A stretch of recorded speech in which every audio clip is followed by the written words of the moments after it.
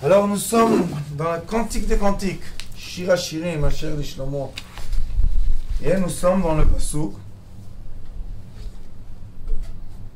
On avait parlé de Metzaouni Hashomerim Asovevim Ba'ir et Asher et She'ava Nafshi Reitem. Il est écrit כמעט שעברתי מהם עד שמצאתי את שאהבת נפשי. אחזתי ולא ארפנו עד שהביא אותי אל בית אמי ואל חדר אורתי. On a parlé la dernière fois que l'amour que la femme a vis-à-vis de l'homme, c'est l'amour de l'attraction. Pourquoi?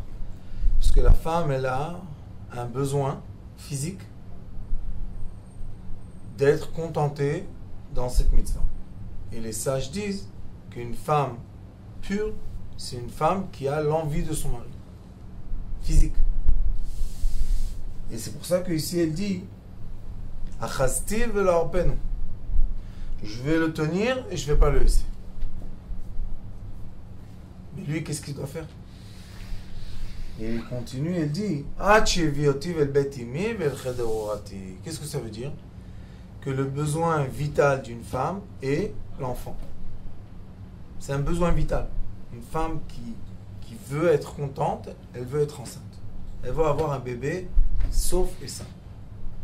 Il y a des fois que malheureusement la femme n'a pas d'enfant et ça s'appelle chez nous une veuve vivante. Pourquoi? Parce que il est écrit dans la Torah que Rachel et Rivka, ils ont dit à leur mari, Imen livlad met anochi. Si j'ai pas un enfant, je suis morte. L'homme, son envie vitale est quoi? La puissance de l'argent. Un homme a besoin d'avoir de l'argent. L'argent s'appelle damim. Damim, c'est de l'argent, du sang. Et l'envie vitale de la femme s'appelle aussi damim. C'est le sang. Elle a les règles, c'est le sang.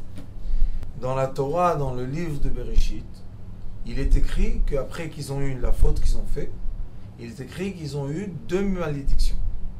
L'homme a été maudit, Bezat apecha tochal lachem. Ça veut dire que tu vas avoir des efforts pour gagner ta vie. Et la femme, il est écrit, Betzar tildi banim. Tu vas avoir une souffrance pour avoir des enfants. Ça veut dire que la souffrance de la femme est chez Viati vel beitimi vel chederorati. Chederorati, c'est le utérus. Ça veut dire qu'elle veut, pour ne plus avoir de souffrance, elle veut être capable d'avoir un enfant. Et l'homme, pour ne plus avoir de souffrance, il veut être capable de subvenir aux besoins de sa famille. Toujours quand il y a des problèmes d'argent, on voit que tout d'un coup, les femmes sont plus fortes que les hommes. Les femmes arrivent à s'arranger. Je connais des histoires, des cas, que les femmes s'arrangent à droite, à gauche, elles font Shabbat. Comment elles font? Et le mari, il est assis à la maison, triste, éteint, faible, misquin, nerveux, tout ce que vous voulez de négatif. On lui dit, mais ta femme, elle soutient à tous les besoins de la famille. Pourquoi toi tu es comme ça? Et des fois, on voit dans une maison, le mari gentil, il gâte sa femme, il lui achète des cadeaux, des bijoux, tout. La pauvre, elle n'a pas. Elle n'arrive pas à rentrer enceinte. Elle est dans son coin, elle boude, elle n'est pas heureuse, elle est triste. Maintenant, la question est, est-ce qu'ils sont, chas v'shalom, mal éduqués, ou bien c'est une structure et une nature? Et la réponse est que c'est la structure normale de l'être. Sauf qu'on n'est pas obligé de tomber dans la punition du premier homme. Il y a ici un monde avant la punition du premier homme. Et la femme, bien sûr. Quel est le monde d'avant? Quand ils ont été punis, il est écrit le premier mot, Vaidbosheshu. C'est quoi Vaidbosheshu? Ça veut dire quoi? Ils ont eu honte. De quoi? Il est écrit que le serpent, à part qu'il a donné à la femme manger, quand on étudie le secret de la Torah, manger, ça veut dire aussi dans l'endroit là-bas. Il est écrit Achlav et Martapia.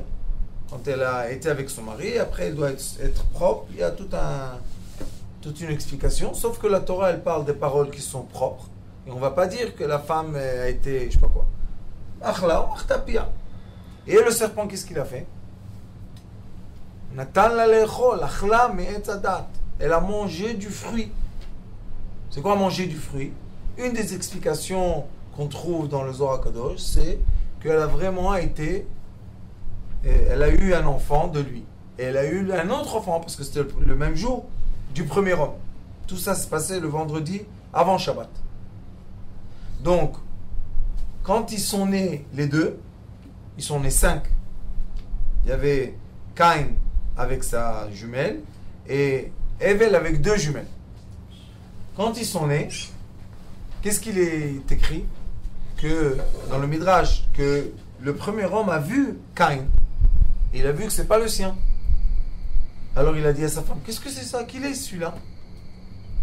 Il a dit, c'est celui-là que tu as entré enceinte du serpent. Et le serpent était vraiment à l'image du premier homme. Il faut comprendre, ça s'appelle Adam Blial et Adam Rishon. C'est l'homme méchant en miroir du premier homme. Donc elle, quand elle était avec lui et elle a vu sur l'arbre, pourquoi elle a parlé avec lui? Parce qu'il était exactement au miroir de son mari. C'était des jumeaux. Alors elle s'est dit, je parle avec mon mari. Oui. Et après elle avait un autre. Qu'est-ce qu'elle fait? Elle ne savait pas qu'il y avait 2 premiers hommes. Et la vérité est que quand on étudie le secret de la Torah, il y avait 2 premières femmes.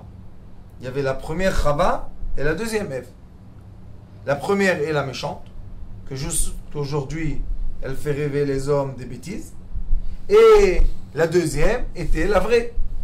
Bassar mipsari etzem me'atzmotai. C'était une vraie Chava. Donc, elle, quand elle dit que je le veux vraiment pour avoir un enfant, c'est parce qu'elle veut que la relation fasse naître un vrai et non pas de fausses choses. Mais ça, la malédiction était après Vaïd-Bosheshu. Ils ont eu honte. Et l'endroit intime, vous savez comment il s'appelle dans la Torah? Boshet. Bet Boshet. C'est quoi Bet Boshet? La maison de la honte. Ça, c'est quand on se comporte de façon tordue. Quand on est tordu, on a honte de nos actions. D'accord? Mais quand on est droit, et on fait nos actions comme il est permis. Et c'est pour ça que vous vous rappelez que les premiers cours qu'on a fait, je vous ai dit exactement ce qui est écrit dans la halakha. Je n'ai pas inventé de moi. Et les halakhot, les commandements de la Torah, permettent tous les désirs avec la femme. Tout. Une condition. Que ça lui fait plaisir. C'est la condition. Maintenant, pourquoi on veut chercher ce plaisir-là? Parce qu'on ne veut pas être dans le côté de la malédiction du rapport intime. On ne veut pas être dans le côté que le rapport intime va nous coller une malédiction ou quelque chose qui est mauvais. Et vous savez que quand on s'occupe des gens, et on voit que les gens sont malades, ou ils ont des problèmes, ou etc., ce que vous voulez, le vrai problème est toujours la honte de l'intimité. Quand les gens ont des problèmes, on va en arrière, on trouve, il y avait un moment qu'ils ont fait quelque chose qu'il ne faut pas faire. Ce moment-là est un tampon tellement puissant qu'on le voit des fois des générations. Après génération, le même tampon, la même chose, le même comportement qui est quoi? Malheureusement, une malédiction.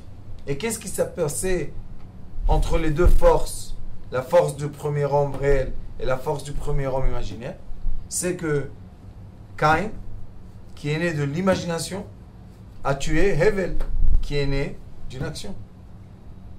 Après, le premier homme a quitté la deuxième Ève.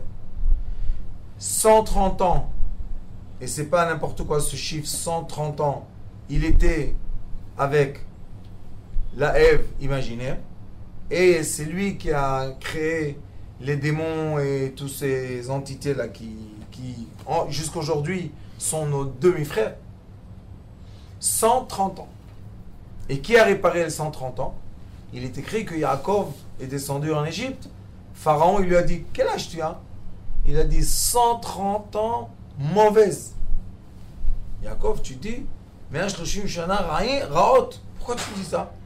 Le Midrash, il dit, même Rashi, il dit, qu'il a réparé 130 ans que le premier homme était séparé de Ève, la deuxième. Il était avec la première Ève. Il a fait naître des entités. Et Yaakov, comme il s'appelle Ekeb, il devait réparer toutes ces entités. C'était quoi la dernière réparation? C'est vraiment de descendre en Égypte pour réparer quoi? Égypte, c'est le Boshet. C'est l'intimité du monde. Comme je vous ai dit dans beaucoup de cours, Babylone, et Irak, c'est le cerveau, Jérusalem est le cœur, et l'Égypte est l'intimité. Et si vous allez regarder sur la carte de l'Égypte, en bas, vous voyez qu'il y a une tranchée comme ça. Il y a une branche qui va entre Sinaï, Arabie Saoudite et Jordanie, et Elat à la fin, et une autre branche qui fait la limite de l'Égypte. C'est exactement quoi? Comme deux jambes d'une femme. Donc l'Égypte et l'intimité, Boshet. Là-bas, il y a le problème d'intimité. Et là-bas aussi en Égypte, il y avait les comportements, on va dire, mal placés d'être. Et le Maïmonide emmène ça quand il enseigne qu'est-ce qui est interdit de faire avec sa femme. Il dit, le comportement de homme et homme, femme et femme, c'est un comportement qui s'appelle le comportement d'Égypte. Pourquoi on l'appelle comme ça? Parce qu'au temps de Joseph et les pharaons, qu'est-ce qu'ils faisaient? Ils étaient hommes, hommes, femmes, femmes, et ils se mariaient juste pour avoir des descendants. Comme aujourd'hui. Malheureusement, aujourd'hui, ça se répète. Il y a beaucoup de publicité et de permission à des gens d'être homme, homme, femme, femme, et avoir des enfants. Par beaucoup de façons, mais ils ont des enfants ensemble. On retourne à l'Égypte ancienne, et qu'est-ce qu'on doit réparer? On doit réparer l'intimité. Vous voyez que la roue tourne et tout se répète. Chaque génération, 70 ans, hop, ça se répète. Pourquoi? Parce que l'être humain doit, chaque fois que la roue tourne, on a la répétition, encore une fois, d'un comportement, et on doit maintenant réparer le comportement. Comment on répare le comportement? Pourquoi le premier homme et la première femme ont eu un problème? Parce qu'ils se sont donnés à leur imagination. La première femme était l'imagination d'un démon qui était en relation avec l'homme, le deuxième. Et la deuxième femme était en relation avec le premier homme qui est une imagination. Donc, la force imaginaire existe. Comment on peut réparer ça? Puisque vous voyez que c'est une réparation de génération, c'est pas une réparation moi, toi, Paul, Marc. Non.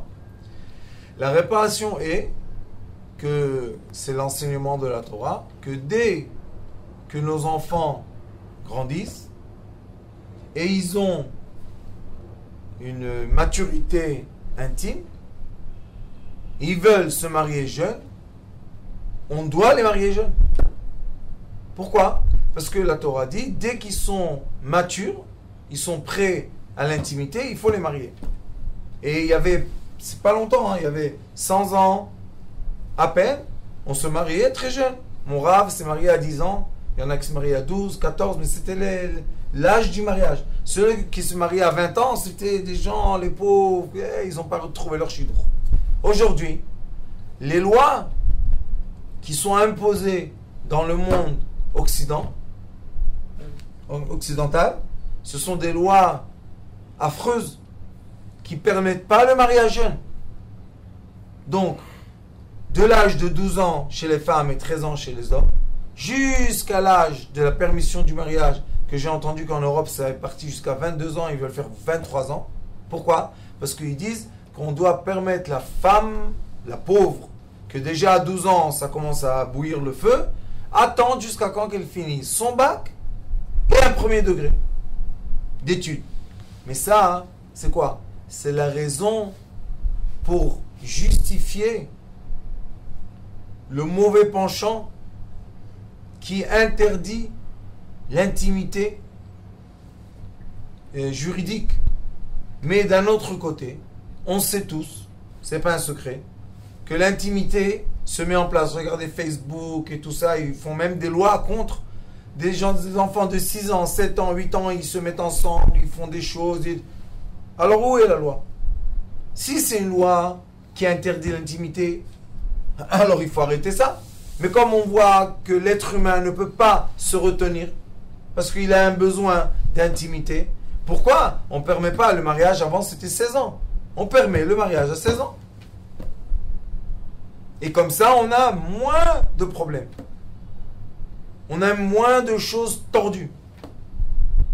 Et on peut, si on veut. Moi, ce que je fais avec mes enfants, je leur dis, quand ils se réveillent un peu, je leur dis, écoutez, le réveil est vrai. C'est vrai. Je leur dis pas interdit, je les frappe, je les punis. Non. Tu as un réveil, oui, il n'y a pas de problème. Maintenant, qu'est-ce qu'on doit faire? On doit se préparer. On doit se préparer à la rencontre de ton réveil. Et là, les enfants, ils n'ont plus de bochette. C'est quoi bochette? Ils ont la honte d'une interdiction. Quel est le problème? Le problème, c'est que vous ouvrez le Facebook et je sais pas quoi, il y a plein de photos de femmes, de nus, de choses, d'hommes, de tout ce que vous voulez. Alors l'enfant qui a cet appareil dans sa main, comment il peut éviter? Qu'est-ce qu'il fait? Ça saute, non? Les photos, tang, bon, bon, bon. Et on lui dit, ne regarde pas. De toute manière, si tu veux qu'il efface, il doit regarder, effacer. Quel est le problème? Que maintenant, la société ou tout ce qui entoure, les informations qui entourent cet enfant-là ou cette fille, ce sont des informations qui réveillent l'envie intime. Alors tu dois décider. Ou tu interdis tout réveil intime. Vous savez qu'en Chine, les lois sont très très strictes. Très strictes. Si quelqu'un ouvre Internet, des choses comme ça, ils vont en prison. Pourquoi? Parce que le gouvernement comprend. On ne peut pas tenter des gens jeunes à faire toutes sortes de choses. Ça ne veut pas dire que ça n'existe pas. Mais tenter les images, les photos, les films, tout ça. Et ces enfants-là, ils n'ont pas de permission de se marier. C'est interdit, c'est impossible. Et là, ça devient bochette. Là, ça devient honte. Mais cet endroit ne doit pas être un endroit de honte. Ça doit être un endroit de plaisir. Ça doit être un endroit d'intimité, de connexion, de construction du couple. C'est un endroit magnifique. Mais quand on met sur cet endroit un masque qui s'appelle la honte, maintenant cet endroit devient dangereux. Pourquoi? Ça s'appelle Nukba de Teomaraba. C'est quoi le mot Nukba de Teomaraba? C'est le puits qui a un infini. La profondeur du puits est infinie. Qu'est-ce que ça veut dire? Ça veut dire que l'homme, on va tout le temps le tenter d'imagination. Comme ça se passe aujourd'hui. Dans la communication Internet, tout ça, on tente tout le temps. Tu veux acheter une voiture, on te met une femme nue dessus. Tu veux acheter une moto, une femme nue dessus. Tu veux acheter un moulinex, une femme moitié nue. Tu veux acheter des vacances, nu entier. Tout le temps, tenté par quoi? Par une imagination. Parce que c'est impossible de vivre la tentation. C'est impossible. Même une personne qui imagine qu'il va faire avec sa femme, je ne sais pas quoi aujourd'hui, l'imagination qu'il a dans sa tête, c'est ce qui va lui faire le plus de mal pendant l'acte. Vous savez pourquoi? Parce qu'il ne sait pas comment elle est, quelle humeur elle est, qu'est-ce qu'elle fait aujourd'hui, qu'est-ce qu'elle a mangé, qu'est-ce qu'elle a vu, avec qui elle a parlé, quels étaient les échanges. On ne sait rien du tout. Alors le Ari Akadosh, quand il explique ce niveau de vitalité qui s'appelle la vitalité bestiale, il dit que tu as l'imagination des 5 sens réels et tu as l'imagination des 5 sens spirituels. Il dit que si tu vas, par malheur, essayer de suivre ton imagination pendant l'acte intime, tu vas être déçu. Et quand tu es déçu, tu es gentil ou pas gentil? On n'est pas gentil. Quand on est déçu, on n'est pas gentil, on tourne la tête, on fait la tête, on ne dit pas gentil, au revoir. Pas un comportement. Pourquoi tu es rentré dans ce comportement? De quoi? De punition. Parce que tu avais une imagination avant l'acte.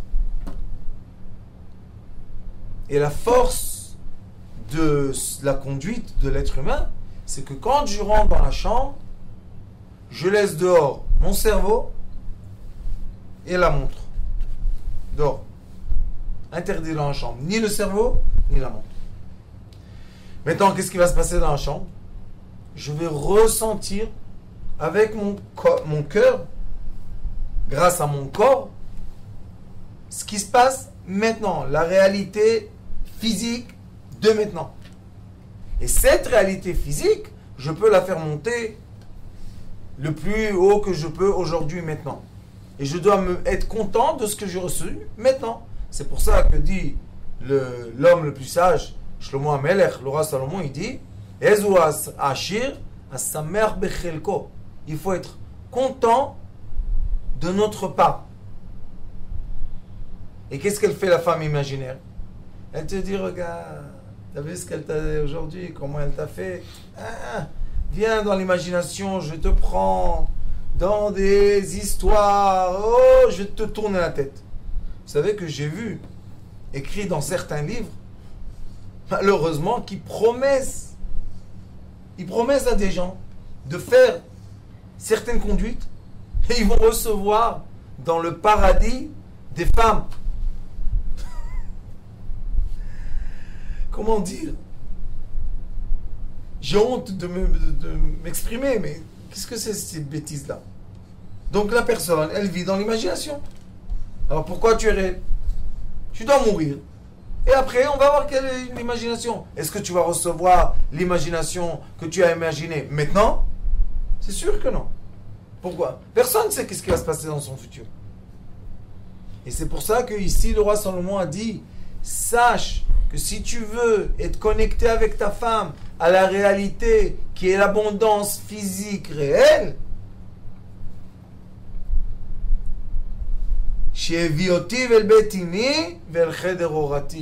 quand la femme, Baruch Hashem, devient une mère, quand la femme, Baruch Hashem, emmène l'homme vers le litérus, quand la femme, Baruch Hashem, veut que le liquide de l'homme la nourrit, ça c'est une vraie femme.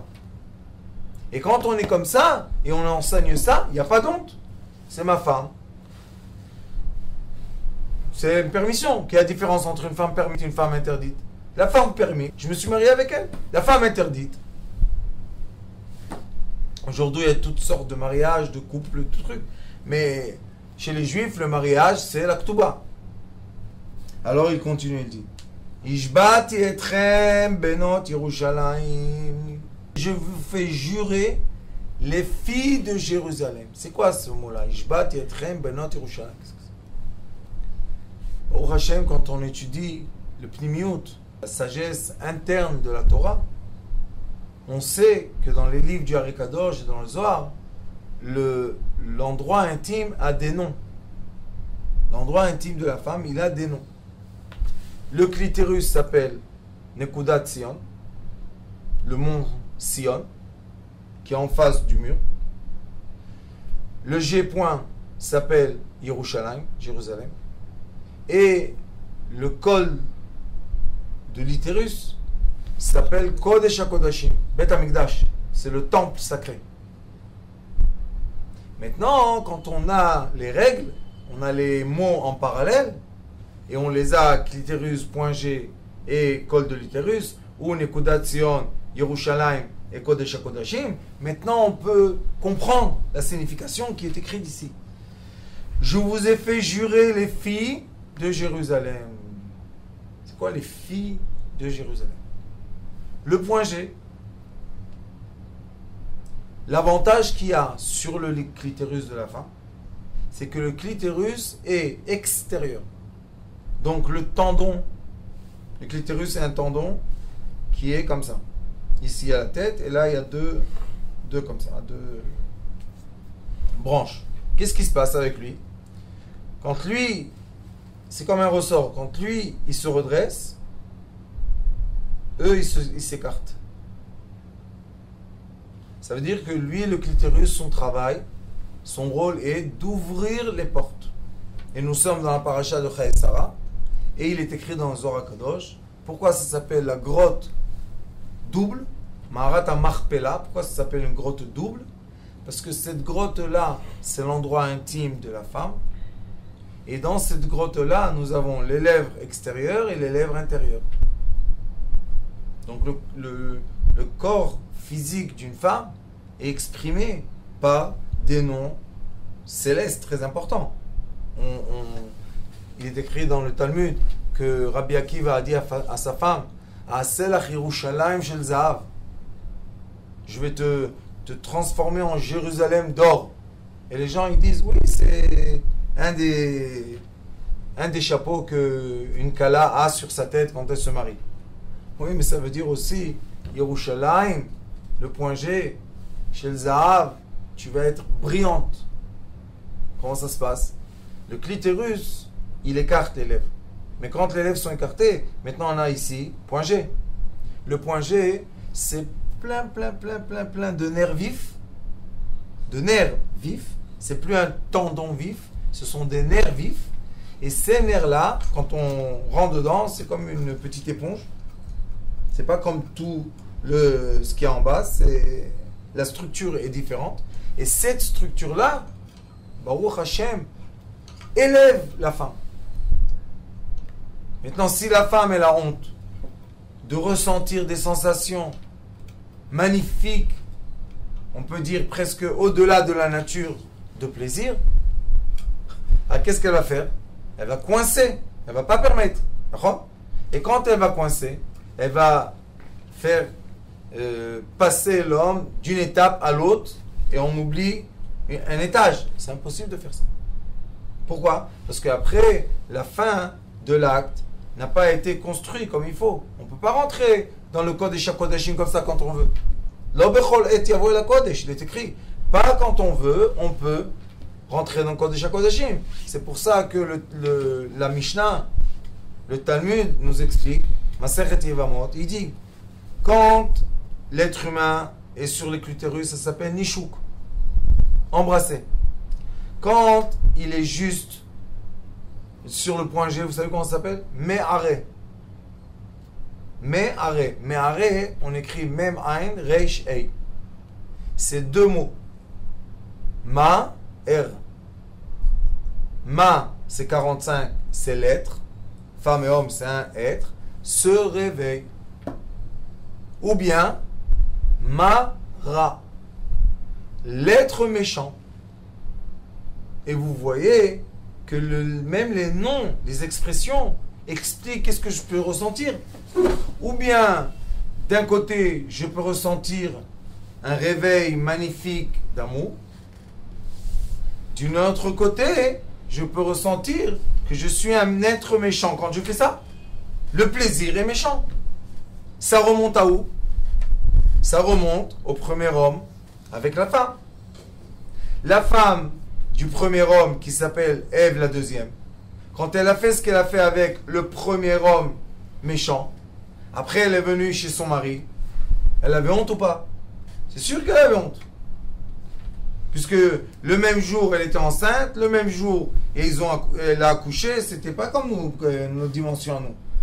Même une femme, il est écrit, vous savez, on parle maintenant de Sarah qui est décédée, même une femme, quand elle imagine quelque chose, pendant qu'elle est avec son mari, ou même le mari, quand il a une autre imagination, à part sa femme quand ils sont ensemble, l'enfant est imprimé de ça.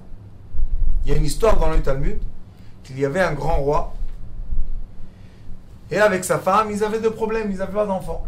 Ils ont emmené les docteurs, tous les docteurs, etc.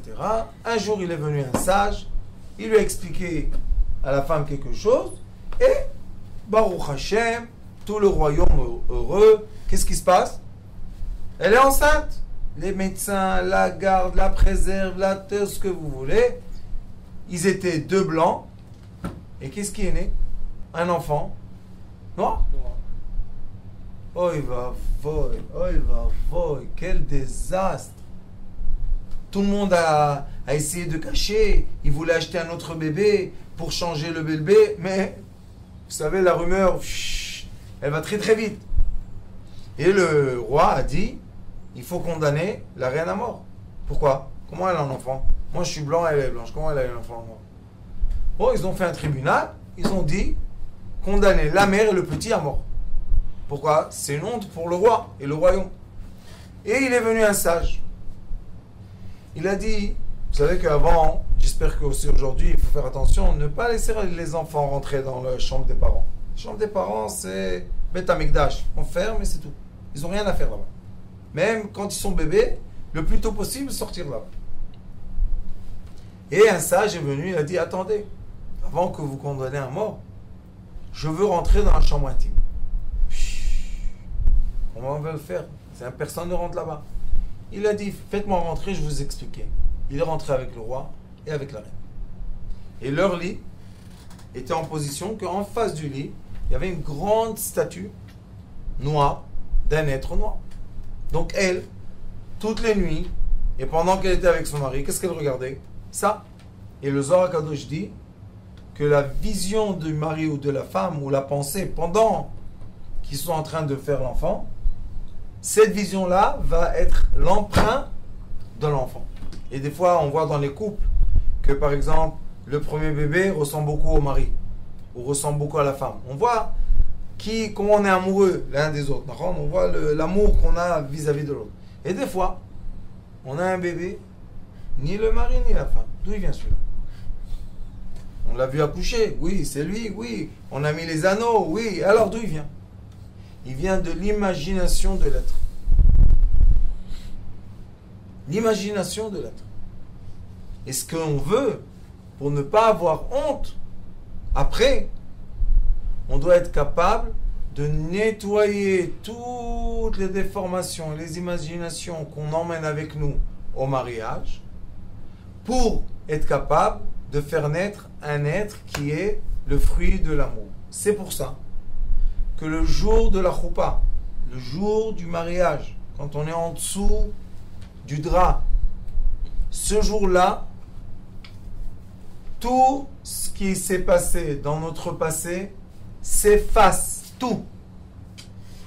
Tout s'efface. Et dernièrement, j'ai étudié le Zohar qui dit, non seulement le mari et la femme, non seulement les mariés, mais les shoshvinim, tous ceux qui ont pris part pour que ce mariage se mette en place. Les parents, les gens qui donnent de l'argent, les gens qui tiennent la choupa, tous ceux qui sont shoshvinim, ça s'appelle, tous ceux qui accompagnent le marié et la mariée, eux aussi, toutes leurs fautes s'effacent. Maintenant, on va se poser une question. Pourquoi, le jour du mariage, on doit effacer les fautes? Qu'est-ce qu'ils ont fait pour ça, les mariés? Ils ont fait un effort spécial? Non. Mais Akadosh Baruch Hu, qui a créé le monde et qui a créé la bénédiction et en parallèle la malédiction, puisqu'on voit qu'ils ont été punis, d'accord? Lui-même, il dit, moi, je vous nettoie de tout. Pourquoi? Pour que vous n'ayez pas bochette, pour que vous n'ayez pas honte, l'homme de la femme. Et après, on a aussi les règles de la Torah qui disent qu'on ne doit pas être dans la lumière ensemble. Pourquoi? Pour ne pas faire honte à la femme. On n'a pas le droit de parler au milieu, de dire des remarques. Pourquoi? Pour que la femme n'ait pas honte. On n'a pas le droit de faire des choses qu'elle n'aime pas. Pourquoi? Parce qu'on ne veut pas qu'elle ait honte. Qu'est-ce que ça emmène, cette honte? La honte emmène le serpent avec son imagination et avec quoi encore? Et avec la malédiction. Maintenant, tous ceux qui entendent le cours disent, oh, il va avouer. Rav, tu ne pouvais pas me rencontrer à 20 ans. D'accord? Le Ari HaKadosh dans Etz Chaim dit, vous savez, la Torah de lumière, c'est tellement beau que des fois on peut pleurer tellement c'est beau. Le Ari HaKadosh dans Etz Chaim, Shar HaKlalim, Perek Yud Gimel. Il dit à la fin du Perek, il dit, si l'homme et la femme prennent conscience de l'amitié en amitié, que maintenant on est propre, on est juste un pour l'autre, et tout notre passé a été effacé, il dit qu'à ce moment-là, il crée des couronnes de lumière qui vont illuminer le cerveau de leurs enfants, petits-enfants et arrière-petits-enfants. On peut tout réparer. Parce que si on ne peut pas réparer, maintenant qu'est-ce qu'on va dire? Moi, j'ai fait une faute d'imagination. Maintenant, mes enfants sont un fruit d'imagination. Et après eux, ils vont... C'est impossible. C'est un déroulement qui va dans le mal. Non. À chaque instant, on peut tout réparer dans la vie. Tout. Comment? Quand on se remet en couple avec notre femme ou avec notre mari, mais sans honte, sans la honte, sans bochette. Il n'y a pas de bochette. Avec qui? Avec le Mont Sion, avec Jérusalem et avec Kodesh HaKodashim, le Beth Amikdash. Mais si je vais rentrer dans mon intimité avec bochette, je vais avoir la honte. Si je vais avoir la honte, je vais avoir me'areh. Qu'est-ce que je vais avoir? Le ma, l'être, ra, méchant. Ou bien, le me'areh devient ma, le réveil de l'être. Et comme on sait que c'est un endroit spécialement sensible au toucher, et qui fait envoyer la femme, Baruch Hashem, dans de très belles sensations, Baruch Hashem, de lumière. Alors cet endroit-là, on n'a pas le droit d'éviter ou aller trop vite. Et après ils disent, les sages de Yavon, ils disent, après qu'il fait Mehareh, maintenant elle, c'est elle qui doit le vouloir entier. Et qu'est-ce qu'ils font les hommes, les pauvres? Ils rentrent tout de suite, jusqu'à la fin, tac, ocytocine, boum, c'est fini. Et maintenant ils sont déçus. Pourquoi? Parce que ça allait trop vite. Et après maintenant ils ont honte, parce que ça allait trop vite. La femme n'a pas eu le temps d'avoir plaisir. Et s'ils ont eu honte, qu'est-ce qui se passe? Il n'y a ni Jérusalem, ni Mont Sion, et ni Kodesh HaKodashim. Pourquoi? Tu as fait la honte. Si tu as honte, tu n'as pas le plaisir. Et le ta'anoug, le oneg, le plaisir est obligatoire. Comme il est écrit, Itaneg al Hashem, Viten lecha, kol mishalot libcha. Si tu vas avoir ton plaisir sur Dieu, c'est quoi Itaneg al Hashem? Comme la femme s'appelle la fille du roi, donc fais plaisir à la fille du roi, et il te donnera tous tes souhaits. Maintenant, il n'y a plus la malédiction. Tu vas travailler dur, tu vas gagner ton argent. Non, ça n'existe plus. Il n'y a plus la malédiction pour la femme. Tu vas souffrir pour avoir un bébé. Ma pitom. Ish vi isha zachu. Quand l'homme et la femme ont eu le mérite, Shrina benem. Il y a la présence divine dans leur maison tout le temps. Il n'y a pas de cris, il n'y a pas d'énervement, il n'y a pas d'insultes, il n'y a pas de coups, il n'y a pas de violence. À la place de ça, il y a l'amitié, la compréhension, le respect, l'abondance, l'amour. Magnifique. Et vous voyez que les deux chemins débutent d'un point. Est-ce que l'endroit intime a l'emprunt, le tampon de nom qui déshonore, on dit, déshonore la femme, ou bien le point intime a les noms qui donnent beaucoup du respect à la femme, parce qu'on l'appelle Beth Amikdash et Kodesh HaKodashim. Alors je nous souhaite à tous et à toutes passer de mode d'honte et de méchanceté à un mode de Baruch Hashem, sérénité, amour, et avoir le mérite de tout ça. Baruch Adonai l'Olam, Amen, Amen. Merci beaucoup.